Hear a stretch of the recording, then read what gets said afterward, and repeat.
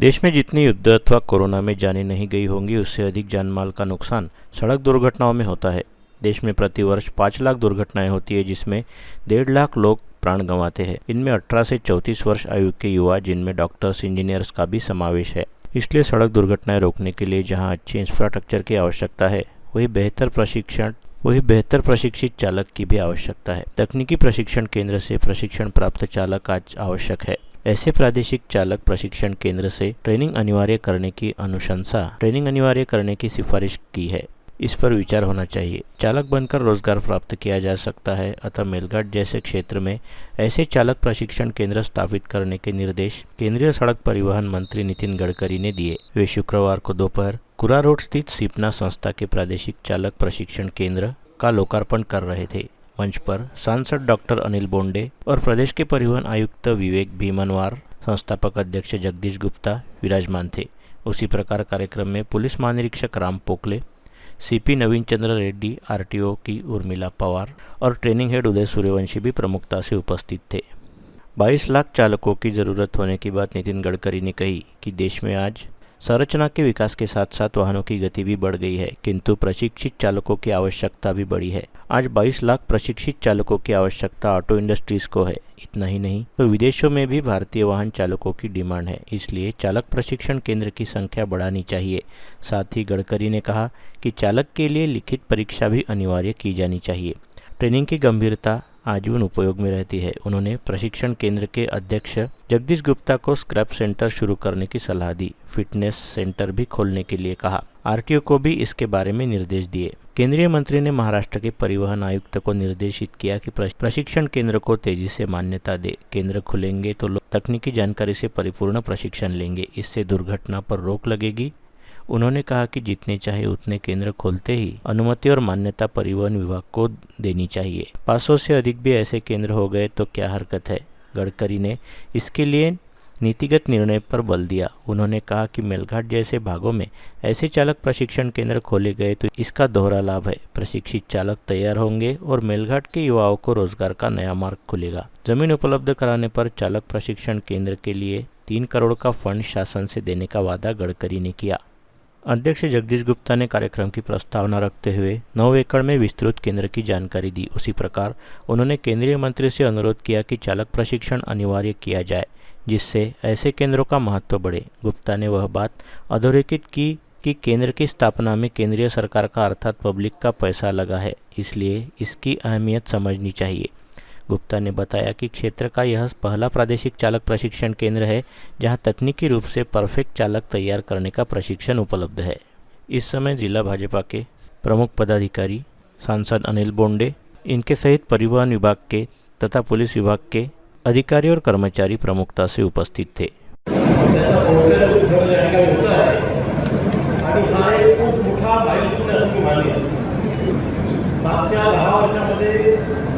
नितीनजींच्या मार्गदर्शनाखाली वाहतूक मंत्रालयाने अनेक कामं केली आहेत, प्रचंड मोठं काम केलेलं आहे। त्या सगळ्यांची चर्चा जगात नाही तर देशात देखील होते, परंतु हे तुम्ही चर्चा करताना आपण विशेषतः नॅशनल हायवे रस्ते याची चर्चा करतो। परंतु एक गोष्ट ज्या ठिकाणी एक अतिशय ऐतिहासिक रिफॉर्म जे केलेले आहेत ते म्हणजे रोड सेफ्टीमध्ये। मला माहिती आहे की पुढच्या काही काळामध्ये माननीय गडकरी साहेबांनी रोड सेफ्टी करता जे रिफॉर्म सुरू केलेले आहेत त्याचे दृष्टिकोन सगळ्या जगात दिसायला लागतील आणि त्यानंतर जसं त्यांचं रस्त्याच्या मॉडेल सगळीकडे चर्चा झाली तशी त्यांच्या रोड माननीय नामदार नितीनजी गडकरी यांनी केलेलं आहे। आणि या कार्यक्रमाला उपस्थित असलेले श्री विवेकजी भीमनवार, परिवहन आयुक्त महाराष्ट्र राज्य, श्री रामनाथजी पोकळे, विशेष पोलीस महानिरीक्षक, श्री नवीनचंद्र रेड्डी, पोलीस आयुक्त, श्रीमती उर्मिला पवार, विभागीय परिवहन अधिकारी आणि या कार्यक्रमाचे अध्यक्ष आणि आयोजक माननीय श्री जगदीश गुप्ता, अध्यक्ष सिपना शिक्षण प्रसारक मंडळ, सर्व उपस्थित बांधवांनो आणि भगिनींनो, खरं म्हणजे बेरोजगारीवर चांगला उपाय चांगले ड्रायव्हर निर्माण होणे। कारण ग्रामीण भागामध्ये जी बेरोजगारी आहे त्याला जर रोजगार द्यायचा असला तर ड्रायव्हरला बरेच संधी उपलब्ध असतात. आणि आता तर ही परिस्थिती आहे की परदेशामध्ये सुद्धा भारतातल्या ड्रायव्हरला चांगली मागणी आणि परदेशामध्ये ड्रायव्हरला चांगला पगार मिळतो. आपल्या इथे तरी आपण ड्रायव्हरला म्हणतो गाडीत झोपून जा, पण तिथे हॉटेलमध्ये रूम त्याच्यासाठी राखून ठेवले असतात. आणि त्यामुळं चांगले ड्रायव्हर, प्रशिक्षित ड्रायव्हर निर्माण करण्यासाठी माननीय नितीनजी गडकरी यांनी जसे चांगले रोड बांधले, चांगले रोड बांधल्याचा परिणाम स्पीड वाढली, स्पीड वाढल्याचा परिणाम होऊ शकतो की ॲक्सिडेंट वाढू शकतात. पण त्याच्यासाठी नियमाचं पालन करणारे ड्रायव्हर निर्माण व्हावे म्हणून संपूर्ण देशभर जो उपक्रम सुरू केला त्यामधलं अमरावतीचं आज उद्घाटन केलेलं आहे. आणि म्हणून मी गडकरी साहेबांचं आणि जगदीश भाऊ गुप्ता यांचं मनपूर्वक अभिनंदन करतो. लायसन्स देणार आहोत आपण, ते या सेंटरच्या ट्रेनिंगच्या माध्यमातूनच गेले पाहिजे अशी अपेक्षा आम्ही व्यक्त करीत आहोत. फक्त आम्हीच नव्हे तर महाराष्ट्रातनं सगळे लोक इथे या क्षेत्रामध्ये काम करणारे आलेले आहेत, त्यांच्याकडनं सुद्धा मी ह्या अपेक्षा व्यक्त करणार आहे. त्याचबरोबर हेवी हे जे ड्रायव्हर आहेत, वाहन चालक आहेत, त्यांना योग्य प्रशिक्षणाची आवश्यकता आहे. आणि आम्हाला असं वाटते की हा योग्य प्रशिक्षण आमच्या सेंटरशिवाय कुठंच उपलब्ध नाही. फक्त ड्रायव्हिंग नव्हे तर कायद्याचे नियम म्हणजे यातायातचे नियम कसे असावेत त्याचा चांगल्या प्रकारचं प्रशिक्षण आणि त्याला प्रशिक्षण देणारे प्रशिक्षित गुरुजन सुद्धा आम्ही इथे नियुक्त केलेले आहेत. आणि म्हणून सर्वात जास्त हायवेवर ज्या दुर्घटना होतात त्या दुर्घटनांमध्ये जे हेवी वाहन चालक जे आहेत त्यांच्या माध्यमातून मोठं नुकसान होण्याची आवश्यकता असते. आणि त्यामुळे आपण निर्णय घेण्याची आवश्यकता आहे की ते ड्रायव्हर आमच्या सेंटरमधूनच प्रशिक्षित झाल्याशिवाय त्यांना लायसन्स देऊ नये अशी एक मागणी आहे. बाकी डिटेल निवेदन आम्ही आपल्यासमोर देणारच आहोत.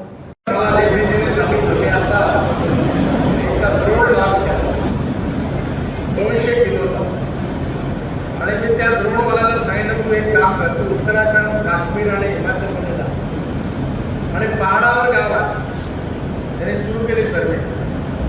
खालून औषधं वगैरे सगळे घेऊन वरती पाठवायचे आणि वरतून ॲपल द्रोणने खाली आणायचं. त्यामुळे आता जो दिवस दूर नाही आहे की आता येणाऱ्या 2 वर्षामध्ये रोड टॅक्सी येणार, म्हणजे 4 लोक बसतील आणि हवेत कुठतील हेलिकॉप्टर सारख्या इकडनं एअरपोर्टला जाऊन आता कोंबड्यापेक्षा तुला ठोकतो म्हणणार. आता पॉलिसी मी स्वतः बनवली पूर्ण लिबरल आणि हे सगळे ऑब्स्टॅकल त्यातले काढून टाकलेले आहेत. फक्त एक गोष्ट लक्षात ठेवली पाहिजे की परीक्षा ट्रान्सपरंट आणि चालू झाली. लायसन्समध्ये फ्रॉड काम होता कामा नये आणि जर फ्रॉड काम झालं तर त्याची परमिशन काढून टाकतो. कारण शेवटी एका ड्रायव्हरमुळे अनेक लोकांच्या जीवनाचा प्रश्न आहे आणि म्हणून येणाऱ्या काळामध्ये याला अजून गती देण्याचा प्रयत्न नक्की होईल. आता मोठ्या प्रमाणाच्या मजुरी सुरू झाल्या. तुम्ही जगदीश भाऊ एक स्क्रॅपिंग सेंटर आणि एक फिटनेस सेंटर इकडे टाकून आता हळूहळू गाड्या स्क्रॅप करणं सुरू झालं. हळूहळू आता असे विचार सुरू आहे. माझ्याकडे एक हिंदीचे हास्यव्यंग्य कवी आले होते, शर्मा म्हणून, 2 लाइने वाले. ये अपनी गाड़ी क्यों लाने बोले 15-18 साल है मेरी गाड़ी अच्छी है, तुम बोल रहे बोले इसको स्क्रैप करो, कल तुम कहोगे बोले बीबी भी 20 साल हो गए इसको भी स्क्रैप करो. मैं नहीं कहूँगा. पण आज ज्या 4 ट्रक जेवढं पोल्युशन करतात तेवढं पोल्युशन 15 वर्षापूर्वीचा 1 ट्रक करतो. मी जेव्हा स्कूटर घेतली होती लॉ कॉलेजला असताना मी आमच्याकडे ते पाटणी ॲटोमॅची एजन्सी होती. त्याला गेल्यावर मी म्हटलं तर ते पिवळ्या आणि काळा रंग होतो. म्हटलं मुझे कलर चेंज करके चाहिए. बोले लेना है तो लो नहीं तो मत लो. म्हटलं देखो ऐसा जमाना आएगा म्हटलं ट्रक पे स्कूटर लेके तुम गाँव पर घूमोगे. मी काही गाडी घेतली नाही. मी राहुल बजाज आता नहीं है, पर त्यांना सांगितलं कि मेरी वाणी तुमको लग गई, अब दुनिया भर में स्कूटर बनने लगी, टेक्नोलॉजी आई, अब तुम अब स्कूटर ट्रक पे रख के गाँव में घूम रहे हो, मुझे बड़ी तसल्ली हो रही है। आजच्या कार्यक्रमाचे अध्यक्ष माझे मित्र सहकारी आदरणीय जगदीश भाऊ गुप्ता, विशेष रूपाने उपस्थित असणारे राज्यसभेचे खासदार आदरणीय डॉक्टर अनिल बोंडे, महाराष्ट्र राज्याचे परिवहन आयुक्त विवेक भिमनवारजी, उपस्थित सर्व मान्यवर अतिथीगण, अधिकारीगण आणि उपस्थित माझ्या बांधवांना आणि बहिणी, आपल्या देशामध्ये दरवर्षी 5 लाखापेक्षा जास्त ॲक्सिडेंट्स होतात आणि जवळपास 1.5 लाख लोकांचा मृत्यू ॲक्सिडेंटमध्ये होतो. जर आपण गेल्या अनेक वर्षातला अनुभव बघितला, आतंकवादाशी लढत असताना असेल, पहिली बस सुरू करतात, मी स्वतः नेतृत्वाला गेलो होतो त्या स्फोटाच्या फॅक्टरीत गेलो. तिथे एक 135 सीटरची ट्रॉली बस आहे आणि त्या बसमध्ये वरती इलेक्ट्रिकच्या केबलवर जातो. तिथून मी टाटाच्या MDला फोन लावला आणि त्याला सांगितलं की तुम्ही त्याचे जॉईंट वेंचर करा 15 दिवसात. त्यांनी आता जॉईंट वेंचर केलं, इटाचीला आणलं आणि ती बस स्टॉपवर उभी राहिली.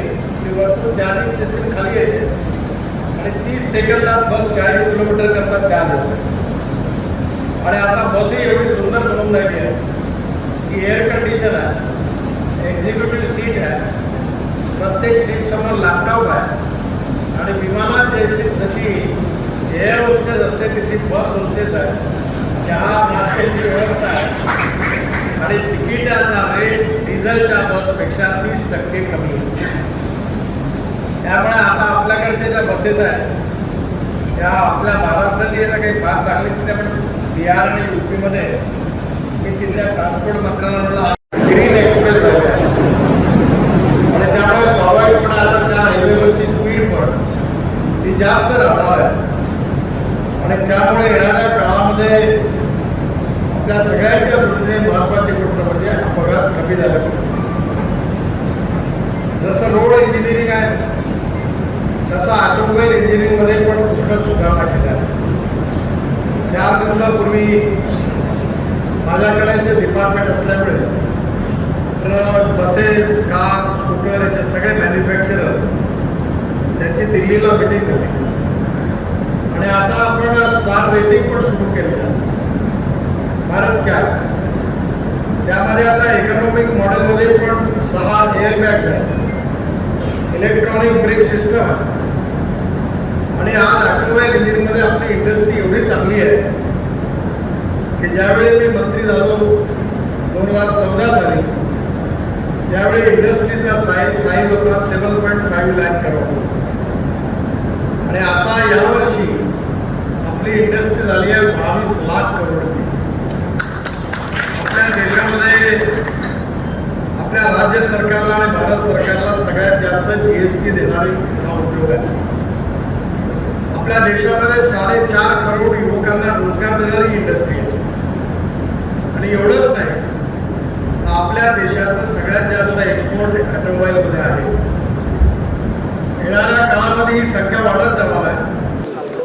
अमरावतीमध्ये पहिल्यांदा केंद्र शासनाची जी योजना होती की चांगले ड्रायव्हर, नियमानुसार चालणारा प्रशिक्षित वाहन चालक निर्माण व्हावं, जेणेकरून त्याचा स्वतःचा जीव आणि इतर जे लोक आहेत त्यांचा जीव वाचेल, यासाठी केंद्र शासनाने नितीनजी गडकरी यांच्या माध्यमातून एक चांगला उपक्रम सुरू केला होता आणि RDTC regional driving training centre या नावानं त्यांनी उपक्रम सुरू केलेला आहे. आणि मला आनंद आहे की संपूर्ण भारतामध्ये पहिला उद्घाटन अमरावतीमध्ये होत आहे जे ॲक्रिडेट आहे आणि याचा उद्घाटन माननीय नितीनजींच्या माध्यमातून होणार आहे. माझी अमरावतीतच नव्हे तर या रिजनलच्या सर्व जे वाहन चालक आहे किंवा वाहन चालू इच्छिणारे लोक आहेत त्यांना माझं आव्हान राहणार आहे की आमच्या सेंटरवर येऊन चांगल्या प्रकारे प्रशिक्षण घ्यावं. ड्रायव्हिंग म्हणजे फक्त ॲक्सिलेटर, ब्रेक आणि स्टेअरिंग होत नाही, तर ड्रायव्हिंग करताना जे वाहतुकीचे नियम आहे ते सुद्धा समजून घेण्याची आवश्यकता आहे. याचा संपूर्ण प्रशिक्षण या सेंटरवर होणार आहे आणि म्हणून जे वाहन चालू इच्छितात, जे चालवत आहे, त्यांना जर आपला जीव आणि इतरांचा जीव वाचवायचा असेल, सुरक्षित वाहन चालवायचं असेल तर या ठिकाणी येऊन त्यांनी प्रशिक्षण घ्यावं. आमचा प्रशिक्षण केंद्र मार्डी रोडवर आहे. हार्ट हॉस्पिटलच्या समोर पळसखेडच्या आधी एक सिपना रिजनल ड्रायव्हिंग ट्रेनिंग सेंटरच्या नावानं केंद्र शासन आणि महाराष्ट्र शासन मान्यताप्राप्त हा प्रशिक्षण केंद्र आहे. या संधीचा पुरेपूर उपयोग अमरावतीकरांनी, अमरावती विभागातील लोकांनी घ्यावं असं आवाहन या उद्घाटन प्रसंगी मी सर्वांना करीत आहे. धन्यवाद. वीडियो को लाइक करें, शेयर करें, मंडल न्यूज़ के यूट्यूब चैनल को सब्सक्राइब करें, फेसबुक और इंस्टाग्राम को फॉलो करें.